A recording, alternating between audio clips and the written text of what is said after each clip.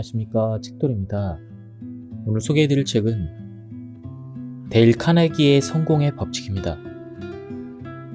저자는 데일 카네기, 그리고 편역자는 안진환, 그리고 출판사는 헤르먼 하우스입니다.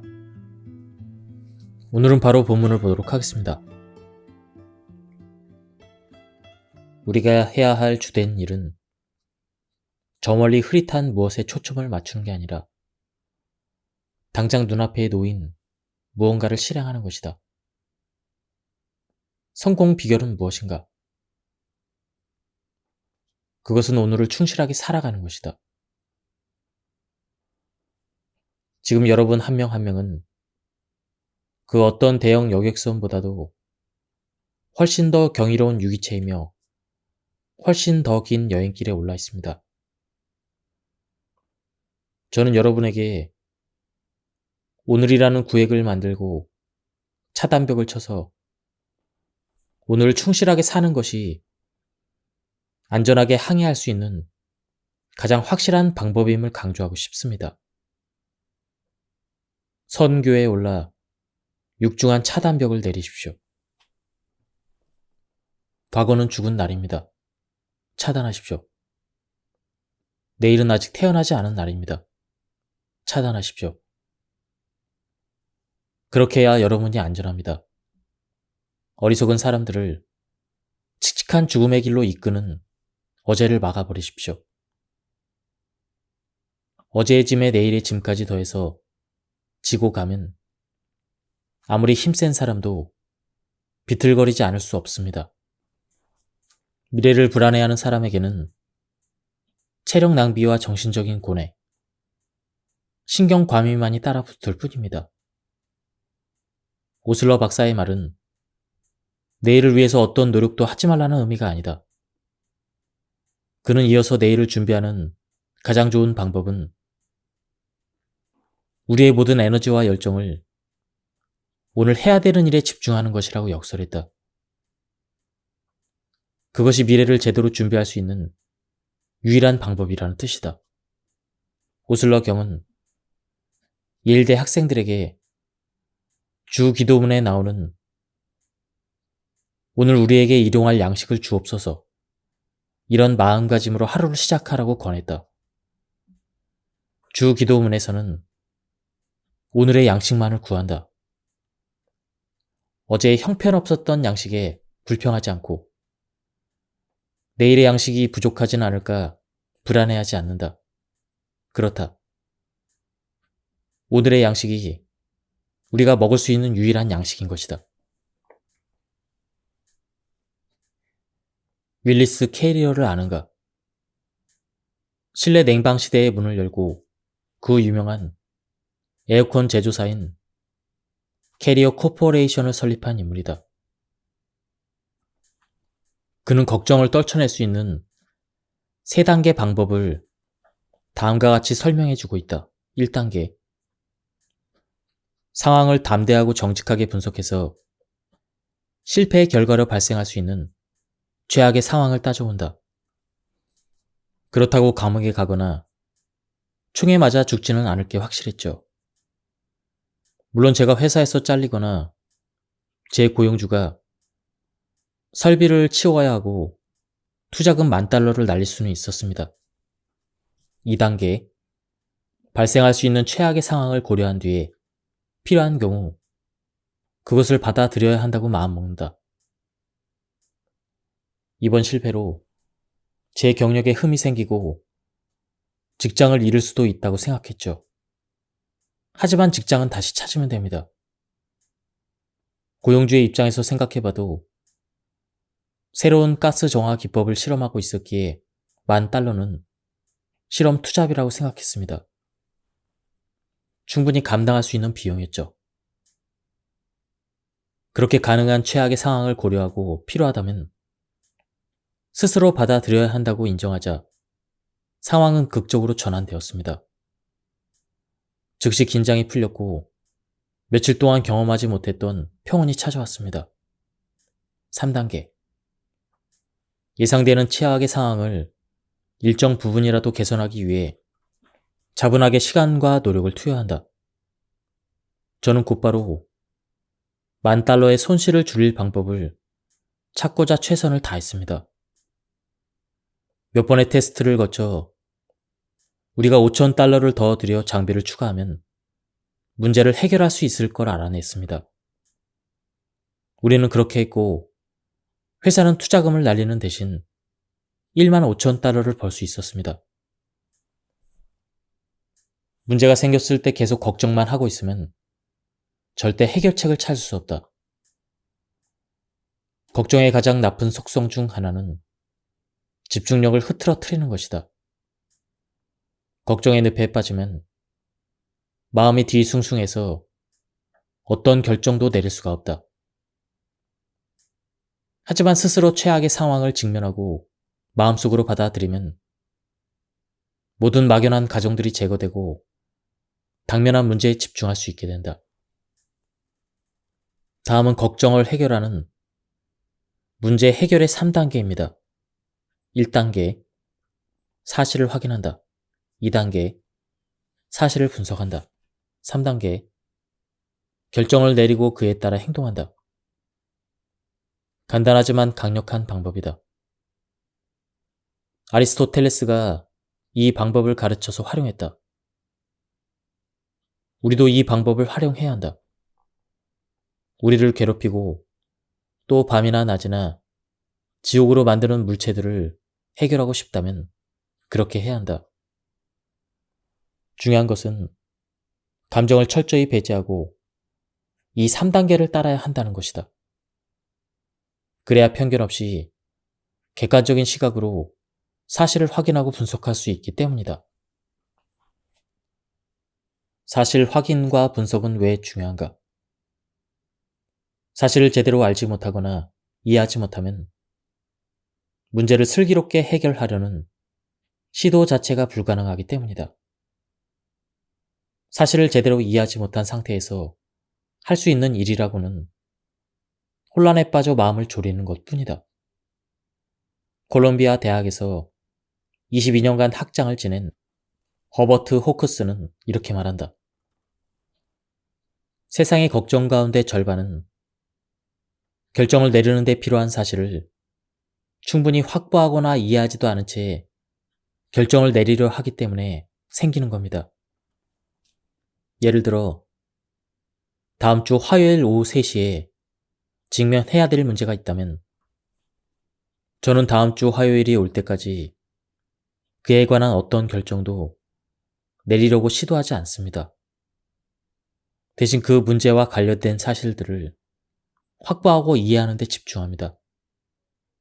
걱정은 하지 않습니다. 전전긍긍하거나 잠을 설치지도 않습니다. 단지 사실들을 확인하고 객관적인 시각으로 분석하는 데만 집중합니다. 그렇게 다음 주 화요일이 될 때까지 사실들을 다 확인하고 분석하면 대개 문제의 해결책이 나와 있기 마련입니다. 하지만 우리 대부분은 어떻게 하고 있는가? 사고력을 동원하는 정신노동은 가급적 피하려고 한다. 혹여 사실 확인에 신경 쓰더라도 기존의 생각을 뒷받침하는 사실들만 찾으려고 애쓴다. 우리의 행위를 정당화하는 사실, 우리가 원하는 바와 잘 들어맞고 기존의 편견에 부합하는 사실들만 받아들인다. 앙드레 모루아는 인간의 이런 행태를 이렇게 묘사했다. 우리의 개인적인 욕망과 부합하는 것은 모두 진실해 보이고 그렇지 않은 것은 모두 우리를 화나게 만든다. 그렇다면 우리는 어떻게 해야 하는가? 무엇보다 사고 과정에서는 감정을 분리해야 한다. 그리고 호크스 학장의 말대로 객관적인 시각으로 사실을 확인하고 분석해야 한다. 걱정하고 있을 때는 그렇게 하기 어렵다. 걱정할 때는 감정이 앞서기 때문이다. 그렇다면 사실을 편견 없이 객관적으로 보는 데 도움이 되는 방법은 무엇인가? 1. 사실 확인을 하려고 할 때 나는 나 자신을 위해서가 아니라 다른 누군가를 위해 정보를 수집하는 척한다. 그렇게 하면 어떤 증거든 냉철하고 편견 없는 잣대를 들이댈 수가 있다. 2. 걱정되는 문제와 관련된 사실을 수집할 때 나는 때로 나와 맞선 입장을 변론하는 변호사처럼 행동한다. 다시 말해서 나 자신에 반하는 모든 사실, 즉, 내 바램과 어긋나는 사실과 내가 직면하고 싶지 않은 사실을 모으려고 노력한다. 걱정할 틈을 없애라. 다음은 내 수업에 참여했던 메리언 더글라스의 이야기다. 상황 자체를 받아들일 수 없었습니다. 잠을 잘 수 없었고 밥을 먹을 수도 편안하게 쉴 수도 없었습니다. 신경이 점차 쇠약해지는 가운데 세상을 살아갈 자신감도 잃어갔습니다. 결국 그는 병원을 찾아갔는데 한 의사는 그에게 수면제를 처방해 주었고 다른 의사는 그에게 여행 다녀올 곳을 권했다. 그는 두 가지 모두 시도해 봤지만 별다른 도움이 되질 않았다. 마치 제 몸이 잼틀에 껴있고 잼틀이 점점 더 쪼여오는 것 같았습니다. 슬픔으로 인한 무력감을 경험해 본 사람이라면 누구나 그가 무슨 말을 하는 건지 이해할 수 있을 것이다. 하지만 감사하게도 제게는 아이가 한 명 남아 있었는데 바로 4살 난 아들놈이었습니다. 그리고 그 녀석 덕분에 문제 해결 방법을 찾았습니다. 어느 날 오후 자기 연민에 빠져 침울하게 앉아 있었던 제게 아들이 다가와서 장난감 보트를 만들어 달라고 졸랐습니다. 저는 당연히 그런 걸 만들 기분이 전혀 아니었죠. 사실 그 어떤 것도 할 기분이 아니었습니다. 하지만 녀석이 어찌나 고집을 피우던지 결국 몸을 일으킬 수밖에 없었습니다. 그는 아들이 가지고 놀 수 있는 장난감 보트를 만드는데 대략 3시간을 매달렸다고 한다. 보트가 완성될 무렵 저는 그 3시간 동안 수개월 만에 처음으로 마음의 편안과 평온을 맛보았음을 깨달았습니다. 그 사실을 깨닫자 저의 무력감이 가시기 시작했고 그와 더불어 약간의 분별 있는 생각도 하게 되었습니다. 그렇습니다. 불현듯 저는 사람의 계획과 사고력을 요하는 어떤 일에 몰두하면 걱정할 틈이 없게 된다는 사실을 깨달았습니다. 저는 보트를 만드는 동안 거기에 집중하느라 다른 걱정을 할 여유가 없었습니다. 그래서 결심했죠. 계속 바쁘게 움직여야겠다고 말입니다. 다음 날 저녁 집 안팎 구석구석을 살피면서 해야 할 일의 목록을 작성했습니다. 책상과 계단, 블라인드, 문 손잡이, 물 새는 꼭지 등등 손봐야 할 곳이 한두 군데가 아니더군요. 놀랍게도 2주가 지나서 그 목록에 242개의 항목이 적혀 있었습니다. 그렇게 그는 무기력하고 침울하던 일상에서 벗어나 활기찬 나날을 보내기 시작했다고 말했다. 지난 2년 동안 저는 목록에 적힌 거의 모든 것을 고쳐놓았습니다. 그와 동시에 저의 삶을 고무적인 활동들로 채워나갔습니다. 다음은 전쟁에 참전했던 한 내담자의 이야기다.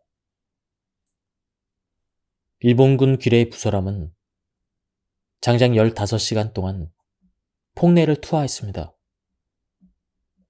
폭내가 반경 5m 이내에서 터지면 그 충격으로 잠수함에 구멍이 납니다. 그런 폭내 수십 발이 우리 잠수함의 15m 아래에서 계속 터졌습니다. 각자 침상에 조용히 대기하라는 명령이 떨어졌습니다. 저는 너무 겁이 나서 숨조차 제대로 쉴 수 없었습니다. 아, 이렇게 죽는구나. 저는 몇 번이고 중얼거렸습니다. 이렇게 죽다니. 정말 이렇게 끝나는 것인가? 그렇게 15시간이 흐른 뒤에 갑자기 공격이 멈췄습니다. 일본군 기뢰 부설함이 폭내를 다 소진하고 돌아간 게 분명했습니다. 마치 1500만 년처럼 느껴지던 15시간이었습니다. 그때까지 살아온 저의 모든 삶이 머릿속을 스쳐 지나갔습니다. 지난날 제가 저지른 실수와 잘못, 터무니없이 걱정하고 안달했던 모든 사소한 일들이 떠올랐습니다. 저는 해군에 입대하기 전에 은행에서 일했는데 근무 시간은 긴데 연봉은 적고 승진할 가능성도 희박해서 걱정이 많았습니다. 집을 마련하지 못하는 것도, 새 차를 장만하지 못하는 것도, 아내에게 멋진 옷 한 벌 못 사주는 것도 늘 고민거리였습니다. 매번 잔소리하고 꾸짖는 상사가 얼마나 지겨웠는지 모릅니다. 그렇게 화가 나거나 짜증이 난 채로 귀가를 하면 또 사소한 일로 아내와 다퉜습니다. 그 모든 걱정거리가 매번 그토록 크게 느껴졌습니다. 그런데 계속해서 터지는 폭내 속에서 죽음의 문턱에 다다르니 참으로 어처구니 없는 걱정들로 세월을 낭비했다는 생각이 들더군요. 저는 그 순간 제게 다시 삶이 허락된다면 결탄코 다시는 그런 일 따위로 걱정하지 않겠다고 맹세했습니다. 그렇게 저는 죽음의 공포에 시달린 15시간 동안 대학을 다니며 4년 동안 배운 어떤 것보다도 더 의미 있는 삶의 지혜를 배웠습니다. 윌리엄 제임스의 이 말도 기억하자. 내면의 자세를 두려움에서 투지로 바꾸는 간단한 변화만으로도 악이라 부르는 것들이 상쾌하고 기운이 돋는 선으로 바뀔 수가 있다. 행복을 위해 맞서 싸우자. 즐겁고 건설적인 생각을 할 수 있도록 돕는 하루의 계획을 실행에 옮기며 행복해지려고 노력하자. 그런 계획을 하나 소개하겠다. 이 계획의 제목은 오늘만큼은이다. 1. 오늘만큼은 행복할 것이다. 링컨은 말했다. 사람들 대부분은 행복하려고 마음먹은 만큼 행복해진다. 행복은 내면에서 나오는 것이지 외부에서 오는 것이 아니다.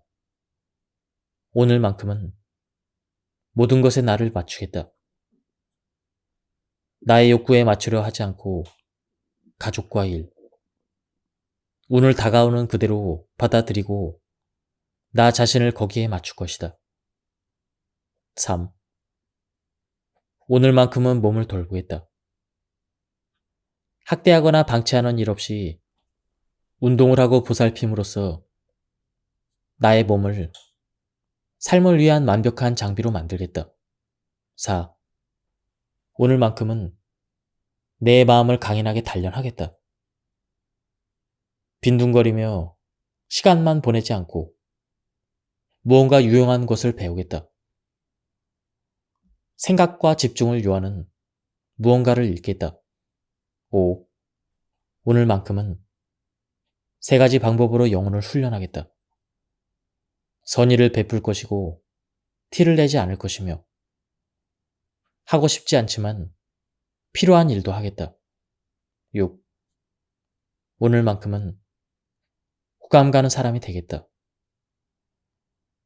될 수 있는 한 단정하게 차려입고 조용히 말하며 예의를 지키고 관대하게 칭찬하겠다. 타인의 단점을 찾거나 비난하지 않고 통제하거나 가르치려 들지도 않겠다. 7. 오늘만큼은 오늘만 살도록 노력하겠다. 인생 전체의 문제를 단번에 해결하려고 하지 않겠다. 평생 해야 한다면 끔찍해서 못할 일도 12시간 동안이라면 얼마든지 해낼 수 있지 않은가. 8. 오늘만큼은 계획을 세워보겠다. 매 시간 할 일을 적어보겠다. 정확하게 따르지는 못하더라도 하나하나 해내보겠다. 그렇게 하면 서두름이나 망설임이라는 두 가지 병폐가 제거될 것이다. 9. 오늘만큼은 30분 동안 조용히 혼자 시간을 보내며 긴장을 풀 것이다. 10. 오늘만큼은 두려워하지 않겠다.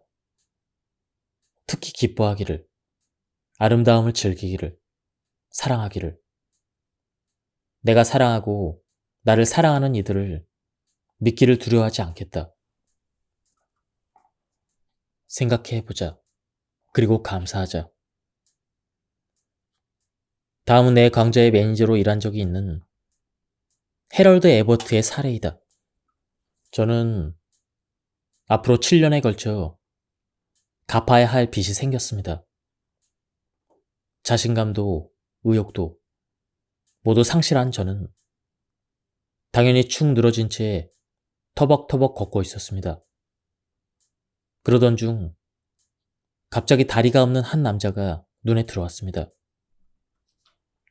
그는 롤러 스케이트 바퀴를 단 작은 나무판 위에 앉아 양손에 쥔 나무 막대로 땅을 밀면서 길을 따라 움직이고 있었습니다. 그때 우리는 눈이 마주쳤습니다. 그는 활짝 웃으며 인사말을 건넸습니다. 안녕하세요. 좋은 아침이네요. 그렇지 않나요? 목소리에 생기가 흘렀습니다. 그런 그를 보니 이런저런 생각이 들지 않을 수 없었죠. 제가 얼마나 가진 게 많은 것인지, 두 다리로 걸을 수 있다는 사실 하나만으로도 엄청난 재산으로 느껴졌습니다. 자기 연민에 빠져서 허덕이었던 게 부끄러웠습니다.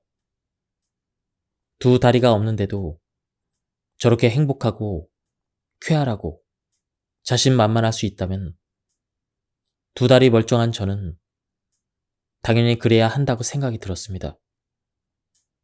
그 순간 가슴이 활짝 펴지는 느낌이 들었습니다. 저는 은행에서 100달러를 빌릴 요량이었지만 이제 200달러를 빌릴 용기가 생겼습니다. 캔자스 시티에 가서 일자리를 한번 알아볼 거라고 말하려 했지만 이제 캔자스 시티에서 일자리를 얻을 계획이라고 자신있게 말할 수 있었습니다. 저는 대출을 받았고 일자리를 구했습니다. 요즘 저는 화장실 거울에 이렇게 쓴 종이를 붙여놓고 매일 아침 면도를 할 때마다 봅니다. 나는 마땅한 신발이 없어서 우울했다. 거리에서 발이 없는 사람을 만나기 전까지 말이다. 언젠가 에디에게 물었다. 태평양에서 일행과 구명보트를 타고 21일 동안 표류하던 상황에서 많은 걸 보고 느꼈을 텐데 그 중에 가장 큰 교훈을 꼽는다면 어떤 것입니까? 그는 이렇게 답했다. 거기서 제가 배운 가장 큰 교훈은 언제든 마실 수 있는 신선한 물과 언제든 먹을 수 있는 식량만 있다면 그 어떤 것에 대해서도 불평해서는 안 된다는 것입니다.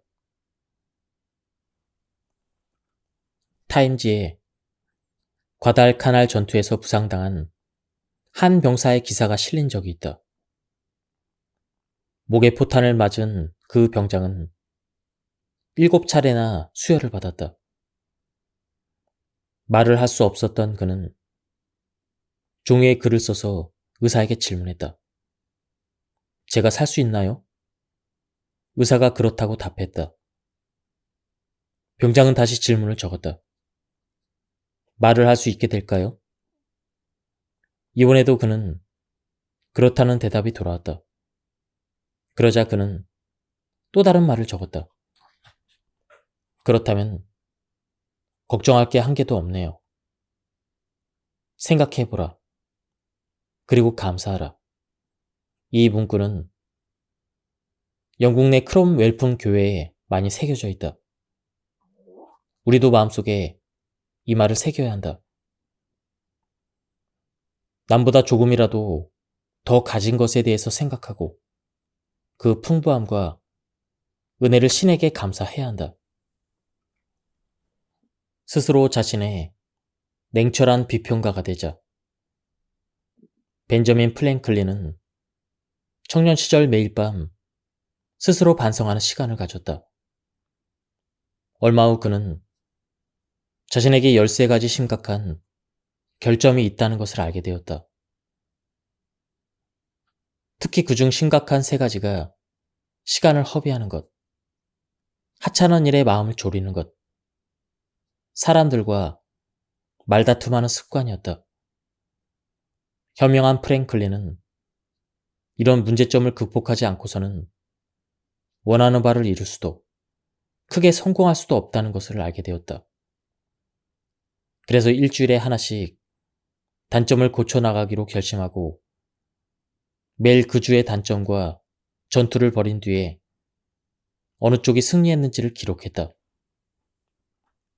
다음 주에는 또 다른 나쁜 습관을 골라서 글러브를 끼고 링에 오르는 방식이었다. 프랭클린은 그렇게 매주 자신의 단점 하나와 싸우는 그런 노력을 2년 이상 기울였다. 프랭클린이 미국 역사상 가장 영향력이 있는 모든 이가 존경하고 흠모하는 지도자가 된 것도 놀라운 일이 아니다. 그릇이 작은 사람은 아주 작은 비판에도 화를 내지만 지혜로운 사람은 책망 또는 비난을 가하거나 이의를 제기한 사람에게도 배우고자 한다. 윌트 히트먼은 이렇게 말했다. 당신을 칭찬하거나 배려하는 사람들, 당신을 위해서 비켜서는 사람들에게만 교훈을 얻고 있는가? 당신을 거부하거나 맞서 싸우려는 사람들, 당신의 길을 막아서는 사람들에게는 큰 교훈을 얻지 못하는가? 적이 우리나 우리의 일에 대해서 비판하는 것을 기다리는 대신 그들보다 먼저 우리 스스로 우리의 비판자가 되어야 한다. 스스로 자신에 대한 가장 혹독한 평가자가 되자는 의미이다. 적이 약점을 잡아서 이용하기 전에 우리 스스로 모든 약점을 찾아 개선하면 어떤 공격도 두려워할 이유가 없지 않겠는가? 이것이 바로 찰스 다윈의 방법이었다. 다윈은 무려 15년이라는 시간을 자기 자신을 비평하는 데 소비했다. 다윈은 종의 기원의 연구를 작성했을 때 창조에 관한 자신의 혁명적인 이론이 발표되면 학계와 종교계가 벌집을 쑤신 듯 들고 일어날 것임을 알았다. 그래서 스스로 자신의 비평가가 되어 자료를 검토하고 추론을 검증하고 결론을 비판하면서 15년을 보낸 것이다. 석유재벌 존 디 록펠러는 2가지 놀랄만한 기록을 남겼다. 당대 최고의 부자가 되었고 98세까지 살았다는 것이 그 2가지이다. 그의 장수 비결은 무엇인가? 물론 그 주된 이유는 유전자 덕분이겠지만 또 한 가지 분명한 이유는 매일 정오에 30분씩 낮잠을 잤기 때문이다. 존은 사무실 카우치에 누워서 수면을 취하곤 했는데 그가 낮잠을 자는 동안에는 미국 대통령이 전화를 해도 통할 수 없었다고 한다. 다니엘은 탁월한 저서 왜 피곤하게 사는가에서 이렇게 썼다. 휴식은 아무것도 하지 않는 것을 의미하는 것이 아니다. 휴식은 치료의 시간이다. 아주 짧은 휴식도 치유력이 대단해서 단 5분의 낮잠도 피로를 예방하는 데 큰 도움이 된다고 한다. 놀랍지 않은가? 야구계의 원로 코니 맥은 선수 시절 경기가 있는 날이면 반드시 오후에 낮잠을 잤다고 한다. 그렇게 하지 않으면 5회가 끝날 무렵 완전히 지쳐버리기 때문이다. 하지만 낮잠을 자면 단 5분만 자도 그날 하루 무리를 해도 피곤한 줄 몰랐다고 한다. 누군가에게 무언가를 하게 만드는 방법은 하늘 아래 한 가지 방법뿐이다. 혹은 이에 대해서 생각해 본 적이 있는가? 그 방법은 바로 그 사람이 그것을 하고 싶게끔 만드는 것이다. 기억하라. 다른 방법은 없다. 물론 누군가의 옆구리에 총을 들이밀고 지갑을 내놓게 만들거나 해고하겠다는 위협으로 직원들이 적어도 표면적으로 협조하게 하거나 회초리를 들고 화를 내므로써 아이에게 원하는 무언가를 시킬 수는 있다.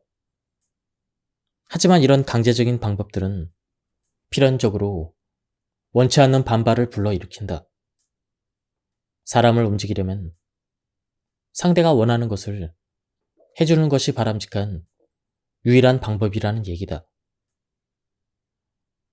바램 중에서도 식욕이나 수면욕만큼 강력하고 절실하지만 좀처럼 충족되지 않는 욕구가 무엇이라고 생각하는가? 그렇다. 프로이트는 위대해지려는 욕망이라고 했고 듀이는 중요한 사람이 되고자 하는 욕망이라고 한 그것이다. 윌리엄 제임스는 인간 본성에서 가장 심오한 원리가 인정받고자 하는 갈망이라고 했다. 소망이나 욕구, 혹은 바람이라고 하지 않고 갈망이라고 표현한 것에 주목해보자. 늘 뇌리를 자극하며 언제든 채우고자 나서게 만드는 허기인 셈이다. 타인의 이러한 마음의 허기를 제대로 채워주는 사람은 아주 드물다. 하지만 그렇게 할 수 있는 사람은 다른 사람을 마음대로 움직일 수 있으며 심지어 장의사조차 그의 죽음을 슬퍼할 것이다. 중요한 존재가 되고자 하는 욕구는 인간과 동물을 구분하는 가장 큰 중요한 차이 중 하나이다. 만약 우리의 선조들에게 중요한 사람이 되고자 하는 탄 듯한 갈망이 없었다면 문명 세계는 결단코 형성되지 않았을 것이고 우리는 여전히 동물과 다를 바 없는 생활을 이어갔을 것이다. 그렇다면 자신이 속한 곳에서 중요한 사람이 되고자 하고 인정받고자 하는 사람들의 욕구를 우리는 어떻게 채워줄 수 있는가? 쉬우면서도 효과 만점인 방법이 하나 있으니 바로 진심 어린 칭찬을 해주는 것이다. 다른 사람에게 영향력을 행사할 수 있는 유일한 방법은 상대가 원하는 것에 관심을 기울이고 그것을 얻는 방법을 보여주는 것 뿐이다. 누군가에게 무언가를 시키고 싶다면 이 사실을 반드시 기억하자. 예컨대 만약 아들 녀석에게 담배를 피우지 않게 하려면 설교를 하거나 당신이 원하는 것을 말하는 대신 담배를 피우면 네가 들어가고 싶어하는 농구팀에 들어가지 못한다거나 달리기 시합에서 우승하지 못할 거라고 이야기하는 것이 훨씬 효과적이다.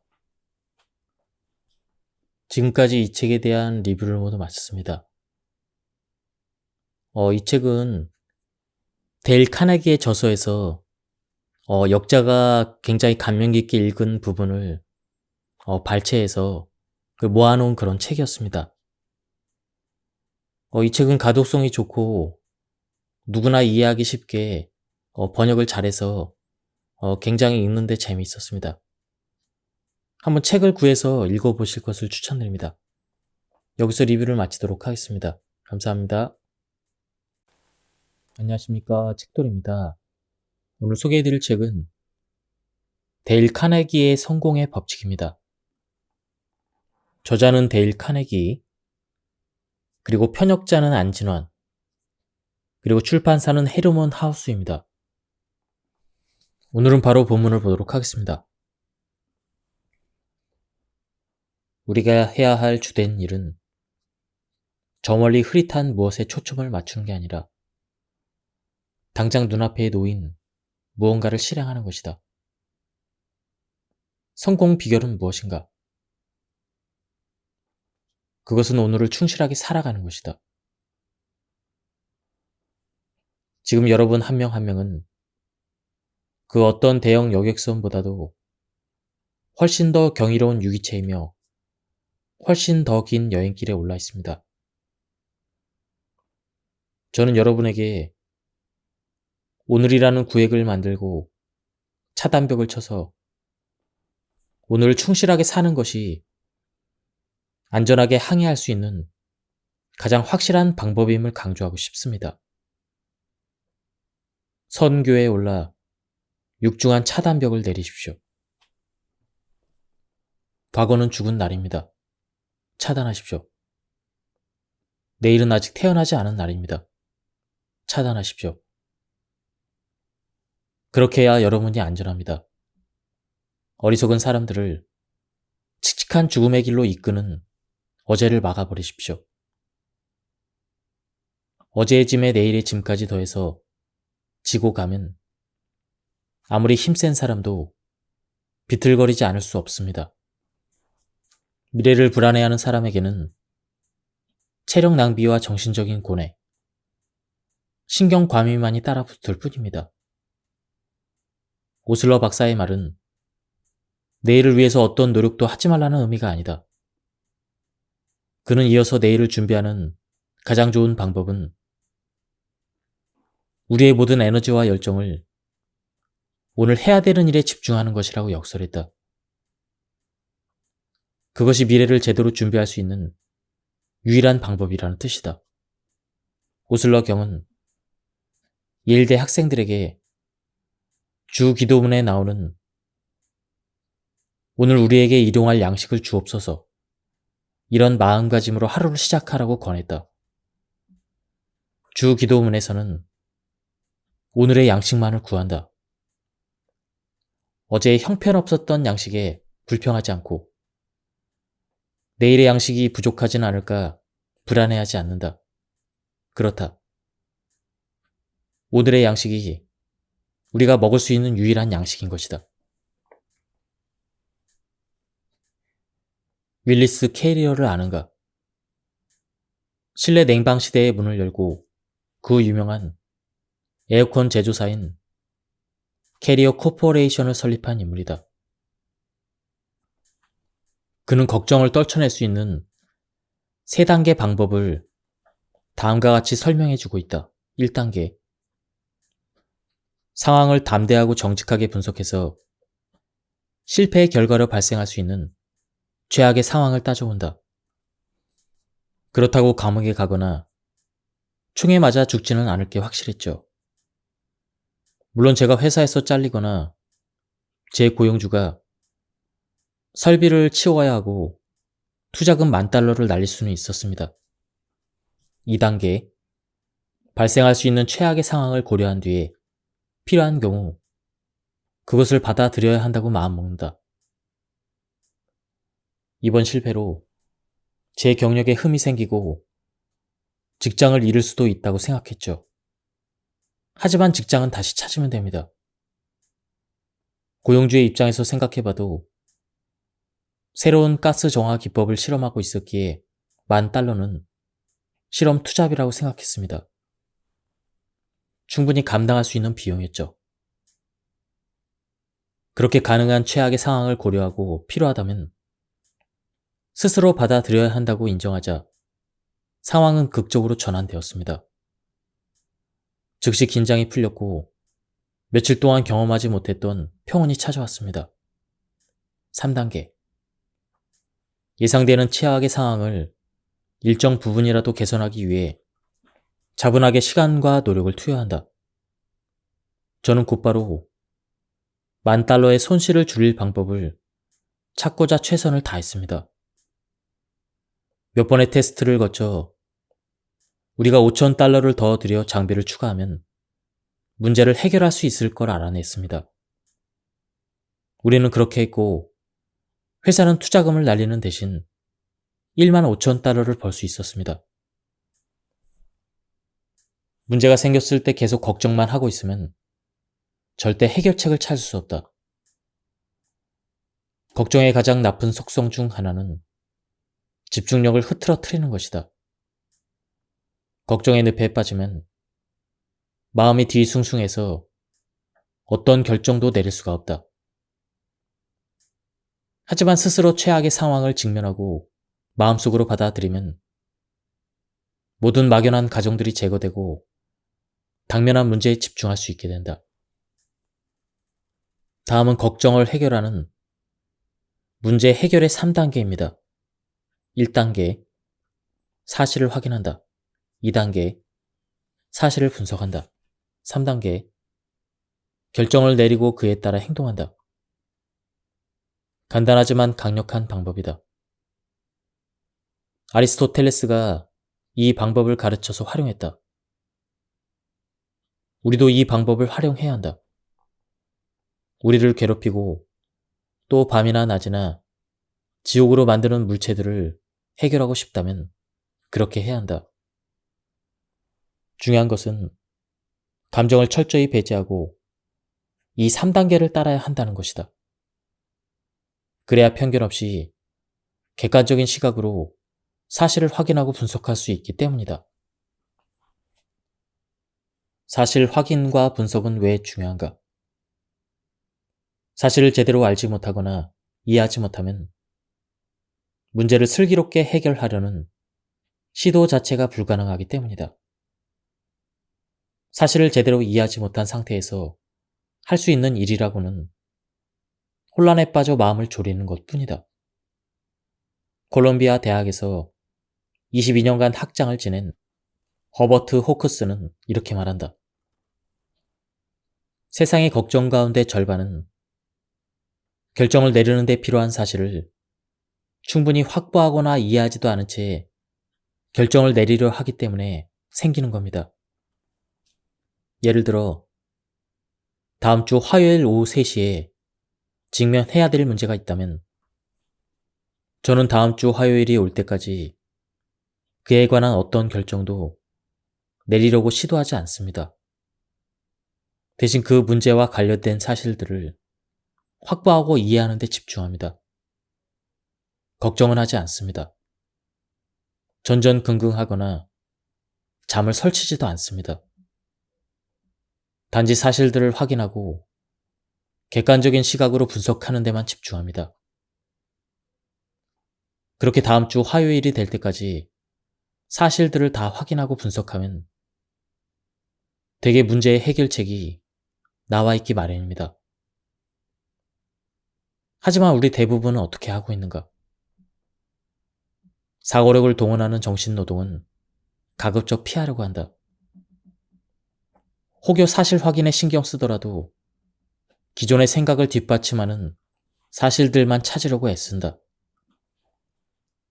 우리의 행위를 정당화하는 사실, 우리가 원하는 바와 잘 들어맞고 기존의 편견에 부합하는 사실들만 받아들인다. 앙드레 모루아는 인간의 이런 행태를 이렇게 묘사했다. 우리의 개인적인 욕망과 부합하는 것은 모두 진실해 보이고 그렇지 않은 것은 모두 우리를 화나게 만든다. 그렇다면 우리는 어떻게 해야 하는가? 무엇보다 사고 과정에서는 감정을 분리해야 한다. 그리고 호크스 학장의 말대로 객관적인 시각으로 사실을 확인하고 분석해야 한다. 걱정하고 있을 때는 그렇게 하기 어렵다. 걱정할 때는 감정이 앞서기 때문이다. 그렇다면 사실을 편견 없이 객관적으로 보는 데 도움이 되는 방법은 무엇인가? 1. 사실 확인을 하려고 할 때 나는 나 자신을 위해서가 아니라 다른 누군가를 위해 정보를 수집하는 척한다. 그렇게 하면 어떤 증거든 냉철하고 편견 없는 잣대를 들이댈 수가 있다. 2. 걱정되는 문제와 관련된 사실을 수집할 때 나는 때로 나와 맞선 입장을 변론하는 변호사처럼 행동한다. 다시 말해서 나 자신에 반하는 모든 사실, 즉, 내 바램과 어긋나는 사실과 내가 직면하고 싶지 않은 사실을 모으려고 노력한다. 걱정할 틈을 없애라. 다음은 내 수업에 참여했던 메리언 더글라스의 이야기다. 상황 자체를 받아들일 수 없었습니다. 잠을 잘 수 없었고 밥을 먹을 수도 편안하게 쉴 수도 없었습니다. 신경이 점차 쇠약해지는 가운데 세상을 살아갈 자신감도 잃어갔습니다. 결국 그는 병원을 찾아갔는데 한 의사는 그에게 수면제를 처방해 주었고 다른 의사는 그에게 여행 다녀올 곳을 권했다. 그는 두 가지 모두 시도해 봤지만 별다른 도움이 되질 않았다. 마치 제 몸이 잼틀에 껴있고 잼틀이 점점 더 쪼여오는 것 같았습니다. 슬픔으로 인한 무력감을 경험해 본 사람이라면 누구나 그가 무슨 말을 하는 건지 이해할 수 있을 것이다. 하지만 감사하게도 제게는 아이가 한 명 남아 있었는데 바로 4살 난 아들놈이었습니다. 그리고 그 녀석 덕분에 문제 해결 방법을 찾았습니다. 어느 날 오후 자기 연민에 빠져 침울하게 앉아 있었던 제게 아들이 다가와서 장난감 보트를 만들어 달라고 졸랐습니다. 저는 당연히 그런 걸 만들 기분이 전혀 아니었죠. 사실 그 어떤 것도 할 기분이 아니었습니다. 하지만 녀석이 어찌나 고집을 피우던지 결국 몸을 일으킬 수밖에 없었습니다. 그는 아들이 가지고 놀 수 있는 장난감 보트를 만드는데 대략 3시간을 매달렸다고 한다. 보트가 완성될 무렵 저는 그 3시간 동안 수개월 만에 처음으로 마음의 편안과 평온을 맛보았음을 깨달았습니다. 그 사실을 깨닫자 저의 무력감이 가시기 시작했고 그와 더불어 약간의 분별 있는 생각도 하게 되었습니다. 그렇습니다. 불현듯 저는 사람의 계획과 사고력을 요하는 어떤 일에 몰두하면 걱정할 틈이 없게 된다는 사실을 깨달았습니다. 저는 보트를 만드는 동안 거기에 집중하느라 다른 걱정을 할 여유가 없었습니다. 그래서 결심했죠. 계속 바쁘게 움직여야겠다고 말입니다. 다음 날 저녁 집 안팎 구석구석을 살피면서 해야 할 일의 목록을 작성했습니다. 책상과 계단, 블라인드, 문 손잡이, 물 새는 꼭지 등등 손봐야 할 곳이 한두 군데가 아니더군요. 놀랍게도 2주가 지나서 그 목록에 242개의 항목이 적혀 있었습니다. 그렇게 그는 무기력하고 침울하던 일상에서 벗어나 활기찬 나날을 보내기 시작했다고 말했다. 지난 2년 동안 저는 목록에 적힌 거의 모든 것을 고쳐놓았습니다. 그와 동시에 저의 삶을 고무적인 활동들로 채워나갔습니다. 다음은 전쟁에 참전했던 한 내담자의 이야기다. 일본군 귀뢰 부사람은 장장 15시간 동안 폭내를 투하했습니다. 폭내가 반경 5m 이내에서 터지면 그 충격으로 잠수함에 구멍이 납니다. 그런 폭내 수십 발이 우리 잠수함의 15m 아래에서 계속 터졌습니다. 각자 침상에 조용히 대기하라는 명령이 떨어졌습니다. 저는 너무 겁이 나서 숨조차 제대로 쉴 수 없었습니다. 아, 이렇게 죽는구나.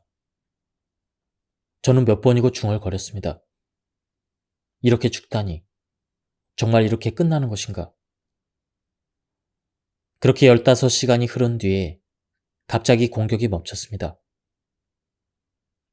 일본군 귀뢰 부사람이 폭내를 다 소진하고 돌아간 게 분명했습니다. 마치 1500만 년처럼 느껴지던 15시간이었습니다. 그때까지 살아온 저의 모든 삶이 머릿속을 스쳐 지나갔습니다. 지난날 제가 저지른 실수와 잘못, 터무니없이 걱정하고 안달했던 모든 사소한 일들이 떠올랐습니다. 저는 해군에 입대하기 전에 은행에서 일했는데 근무 시간은 긴데 연봉은 적고 승진할 가능성도 희박해서 걱정이 많았습니다. 집을 마련하지 못하는 것도, 새 차를 장만하지 못하는 것도, 아내에게 멋진 옷 한 벌 못 사주는 것도 늘 고민거리였습니다. 매번 잔소리하고 꾸짖는 상사가 얼마나 지겨웠는지 모릅니다. 그렇게 화가 나거나 짜증이 난 채로 귀가를 하면 또 사소한 일로 아내와 다퉜습니다. 그 모든 걱정거리가 매번 그토록 크게 느껴졌습니다. 그런데 계속해서 터지는 폭내 속에서 죽음의 문턱에 다다르니 참으로 어처구니 없는 걱정들로 세월을 낭비했다는 생각이 들더군요. 저는 그 순간 제게 다시 삶이 허락된다면 결탄코 다시는 그런 일 따위로 걱정하지 않겠다고 맹세했습니다. 그렇게 저는 죽음의 공포에 시달린 15시간 동안 대학을 다니며 4년 동안 배운 어떤 것보다도 더 의미 있는 삶의 지혜를 배웠습니다. 윌리엄 제임스의 이 말도 기억하자. 내면의 자세를 두려움에서 투지로 바꾸는 간단한 변화만으로도 악이라 부르는 것들이 상쾌하고 기운이 돋는 선으로 바뀔 수가 있다. 행복을 위해 맞서 싸우자. 즐겁고 건설적인 생각을 할 수 있도록 돕는 하루의 계획을 실행에 옮기며 행복해지려고 노력하자. 그런 계획을 하나 소개하겠다. 이 계획의 제목은 오늘만큼은이다. 1. 오늘만큼은 행복할 것이다. 링컨은 말했다. 사람들 대부분은 행복하려고 마음먹은 만큼 행복해진다. 행복은 내면에서 나오는 것이지 외부에서 오는 것이 아니다. 오늘만큼은 모든 것에 나를 맞추겠다. 나의 욕구에 맞추려 하지 않고 가족과 일, 오늘 다가오는 그대로 받아들이고 나 자신을 거기에 맞출 것이다. 3. 오늘만큼은 몸을 돌보겠다. 학대하거나 방치하는 일 없이 운동을 하고 보살핌으로써 나의 몸을 삶을 위한 완벽한 장비로 만들겠다. 4. 오늘만큼은 내 마음을 강인하게 단련하겠다. 빈둥거리며 시간만 보내지 않고 무언가 유용한 것을 배우겠다. 생각과 집중을 요하는 무언가를 읽겠다. 5. 오늘만큼은 3가지 방법으로 영혼을 훈련하겠다. 선의를 베풀 것이고 티를 내지 않을 것이며 하고 싶지 않지만 필요한 일도 하겠다. 6. 오늘만큼은 호감 가는 사람이 되겠다.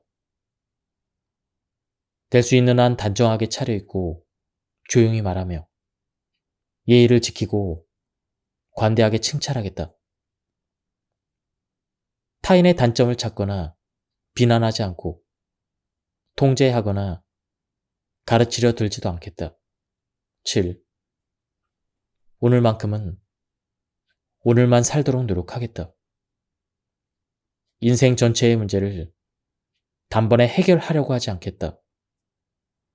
평생 해야 한다면 끔찍해서 못할 일도 12시간 동안이라면 얼마든지 해낼 수 있지 않은가. 8. 오늘만큼은 계획을 세워보겠다. 매 시간 할 일을 적어보겠다. 정확하게 따르지는 못하더라도 하나하나 해내보겠다. 그렇게 하면 서두름이나 망설임이라는 두 가지 병폐가 제거될 것이다. 9. 오늘만큼은 30분 동안 조용히 혼자 시간을 보내며 긴장을 풀 것이다. 10. 오늘만큼은 두려워하지 않겠다. 특히 기뻐하기를, 아름다움을 즐기기를, 사랑하기를. 내가 사랑하고 나를 사랑하는 이들을 믿기를 두려워하지 않겠다. 생각해보자. 그리고 감사하자. 다음은 내 강좌의 매니저로 일한 적이 있는 해럴드 에버트의 사례이다. 저는 앞으로 7년에 걸쳐 갚아야 할 빚이 생겼습니다. 자신감도 의욕도 모두 상실한 저는 당연히 축 늘어진 채 터벅터벅 걷고 있었습니다. 그러던 중 갑자기 다리가 없는 한 남자가 눈에 들어왔습니다. 그는 롤러 스케이트 바퀴를 단 작은 나무판 위에 앉아 양손에 쥔 나무 막대로 땅을 밀면서 길을 따라 움직이고 있었습니다. 그때 우리는 눈이 마주쳤습니다. 그는 활짝 웃으며 인사말을 건넸습니다. 안녕하세요. 좋은 아침이네요. 그렇지 않나요? 목소리에 생기가 흘렀습니다. 그런 그를 보니 이런저런 생각이 들지 않을 수 없었죠. 제가 얼마나 가진 게 많은 것인지, 두 다리로 걸을 수 있다는 사실 하나만으로도 엄청난 재산으로 느껴졌습니다. 자기 연민에 빠져서 허덕였던 게 부끄러웠습니다. 두 다리가 없는데도 저렇게 행복하고 쾌활하고 자신만만할 수 있다면 두 다리 멀쩡한 저는 당연히 그래야 한다고 생각이 들었습니다. 그 순간 가슴이 활짝 펴지는 느낌이 들었습니다. 저는 은행에서 $100를 빌릴 요량이었지만 이제 $200를 빌릴 용기가 생겼습니다. 캔자스 시티에 가서 일자리를 한번 알아볼 거라고 말하려 했지만 이제 캔자스 시티에서 일자리를 얻을 계획이라고 자신있게 말할 수 있었습니다. 저는 대출을 받았고 일자리를 구했습니다. 요즘 저는 화장실 거울에 이렇게 쓴 종이를 붙여놓고 매일 아침 면도를 할 때마다 봅니다. 나는 마땅한 신발이 없어서 우울했다. 거리에서 발이 없는 사람을 만나기 전까지 말이다. 언젠가 에디에게 물었다. 태평양에서 일행과 구명보트를 타고 21일 동안 표류하던 상황에서 많은 걸 보고 느꼈을 텐데 그 중에 가장 큰 교훈을 꼽는다면 어떤 것입니까? 그는 이렇게 답했다. 거기서 제가 배운 가장 큰 교훈은 언제든 마실 수 있는 신선한 물과 언제든 먹을 수 있는 식량만 있다면 그 어떤 것에 대해서도 불평해서는 안 된다는 것입니다. 타임지에 과달카날 전투에서 부상당한 한 병사의 기사가 실린 적이 있다. 목에 포탄을 맞은 그 병장은 7차례나 수혈을 받았다. 말을 할 수 없었던 그는 종이에 글을 써서 의사에게 질문했다. 제가 살 수 있나요? 의사가 그렇다고 답했다. 병장은 다시 질문을 적었다. 말을 할 수 있게 될까요? 이번에도 그는 그렇다는 대답이 돌아왔다. 그러자 그는 또 다른 말을 적었다. 그렇다면 걱정할 게 한 개도 없네요. 생각해보라. 그리고 감사하라. 이 문구는 영국 내 크롬웰풍 교회에 많이 새겨져 있다. 우리도 마음속에 이 말을 새겨야 한다. 남보다 조금이라도 더 가진 것에 대해서 생각하고 그 풍부함과 은혜를 신에게 감사해야 한다. 스스로 자신의 냉철한 비평가가 되자. 벤저민 플랭클린은 청년 시절 매일 밤 스스로 반성하는 시간을 가졌다. 얼마 후 그는 자신에게 13가지 심각한 결점이 있다는 것을 알게 되었다. 특히 그중 심각한 3가지가 시간을 허비하는 것, 하찮은 일에 마음을 졸이는 것, 사람들과 말다툼하는 습관이었다. 현명한 프랭클린은 이런 문제점을 극복하지 않고서는 원하는 바를 이룰 수도 크게 성공할 수도 없다는 것을 알게 되었다. 그래서 일주일에 하나씩 단점을 고쳐나가기로 결심하고 매일 그 주의 단점과 전투를 벌인 뒤에 어느 쪽이 승리했는지를 기록했다. 다음 주에는 또 다른 나쁜 습관을 골라서 글러브를 끼고 링에 오르는 방식이었다. 프랭클린은 그렇게 매주 자신의 단점 하나와 싸우는 그런 노력을 2년 이상 기울였다. 프랭클린이 미국 역사상 가장 영향력이 있는 모든 이가 존경하고 흠모하는 지도자가 된 것도 놀라운 일이 아니다. 그릇이 작은 사람은 아주 작은 비판에도 화를 내지만 지혜로운 사람은 책망 또는 비난을 가하거나 이의를 제기한 사람에게도 배우고자 한다. 윌트 히트먼은 이렇게 말했다. 당신을 칭찬하거나 배려하는 사람들, 당신을 위해서 비켜서는 사람들에게만 교훈을 얻고 있는가? 당신을 거부하거나 맞서 싸우려는 사람들, 당신의 길을 막아서는 사람들에게는 큰 교훈을 얻지 못하는가? 적이 우리나 우리의 일에 대해서 비판하는 것을 기다리는 대신 그들보다 먼저 우리 스스로 우리의 비판자가 되어야 한다. 스스로 자신에 대한 가장 혹독한 평가자가 되자는 의미이다.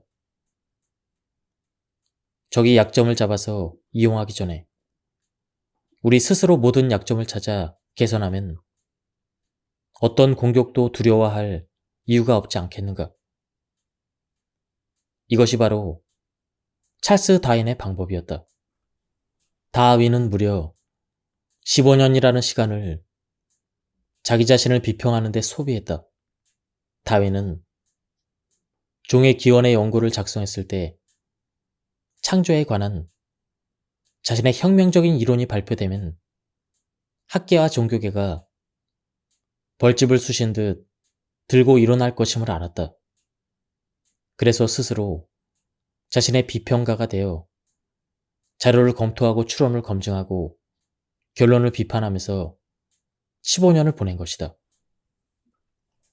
석유재벌 존 디 록펠러는 2가지 놀랄만한 기록을 남겼다. 당대 최고의 부자가 되었고 98세까지 살았다는 것이 그 2가지이다. 그의 장수 비결은 무엇인가? 물론 그 주된 이유는 유전자 덕분이겠지만 또 한 가지 분명한 이유는 매일 정오에 30분씩 낮잠을 잤기 때문이다. 조는 사무실 카우치에 누워서 수면을 취하곤 했는데 그가 낮잠을 자는 동안에는 미국 대통령이 전화를 해도 통화할 수 없었다고 한다. 다니엘은 탁월한 조서 왜 피곤하게 사는가에서 이렇게 썼다. 휴식은 아무것도 하지 않는 것을 의미하는 것이 아니다. 휴식은 치료의 시간이다. 아주 짧은 휴식도 치유력이 대단해서 단 5분의 낮잠도 피로를 예방하는 데 큰 도움이 된다고 한다. 놀랍지 않은가? 야구계의 원로 코니 맥은 선수 시절 경기가 있는 날이면 반드시 오후에 낮잠을 잤다고 한다. 그렇게 하지 않으면 5회가 끝날 무렵 완전히 지쳐버리기 때문이다. 하지만 낮잠을 자면 단 5분만 자도 그날 하루 무리를 해도 피곤한 줄 몰랐다고 한다. 누군가에게 무언가를 하게 만드는 방법은 하늘 아래 한 가지 방법뿐이다. 혹은 이에 대해서 생각해 본 적이 있는가? 그 방법은 바로 그 사람이 그것을 하고 싶게끔 만드는 것이다. 기억하라. 다른 방법은 없다. 물론 누군가의 옆구리에 총을 들이밀고 지갑을 내놓게 만들거나 해고하겠다는 위협으로 직원들이 적어도 표면적으로 협조하게 하거나 회초리를 들고 화를 내므로써 아이에게 원하는 무언가를 시킬 수는 있다. 하지만 이런 강제적인 방법들은 필연적으로 원치 않는 반발을 불러일으킨다. 사람을 움직이려면 상대가 원하는 것을 해주는 것이 바람직한 유일한 방법이라는 얘기다. 바램 중에서도 식욕이나 수면욕만큼 강력하고 절실하지만 좀처럼 충족되지 않는 욕구가 무엇이라고 생각하는가? 그렇다. 프로이트는 위대해지려는 욕망이라고 했고 듀이는 중요한 사람이 되고자 하는 욕망이라고 한 그것이다. 윌리엄 제임스는 인간 본성에서 가장 심오한 원리가 인정받고자 하는 갈망이라고 했다. 소망이나 욕구, 혹은 바람이라고 하지 않고 갈망이라고 표현한 것에 주목해보자. 늘 뇌리를 자극하며 언제든 채우고자 나서게 만드는 허기인 셈이다. 타인의 이러한 마음의 허기를 제대로 채워주는 사람은 아주 드물다. 하지만 그렇게 할 수 있는 사람은 다른 사람을 마음대로 움직일 수 있으며 심지어 장의사조차 그의 죽음을 슬퍼할 것이다. 중요한 존재가 되고자 하는 욕구는 인간과 동물을 구분하는 가장 큰 중요한 차이 중 하나이다. 만약 우리의 선조들에게 중요한 사람이 되고자 하는 탄 듯한 갈망이 없었다면 문명 세계는 결단코 형성되지 않았을 것이고 우리는 여전히 동물과 다를 바 없는 생활을 이어갔을 것이다. 그렇다면 자신이 속한 곳에서 중요한 사람이 되고자 하고 인정받고자 하는 사람들의 욕구를 우리는 어떻게 채워줄 수 있는가? 쉬우면서도 효과 만점인 방법이 하나 있으니 바로 진심 어린 칭찬을 해주는 것이다. 다른 사람에게 영향력을 행사할 수 있는 유일한 방법은 상대가 원하는 것에 관심을 기울이고 그것을 얻는 방법을 보여주는 것 뿐이다. 누군가에게 무언가를 시키고 싶다면 이 사실을 반드시 기억하자.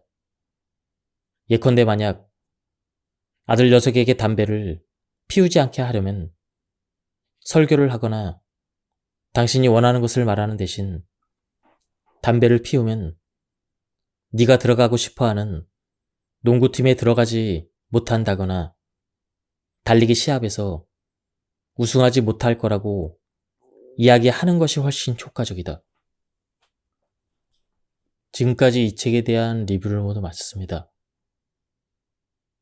이 책은 데일 카네기의 저서에서 역자가 굉장히 감명 깊게 읽은 부분을 발췌해서 모아놓은 그런 책이었습니다.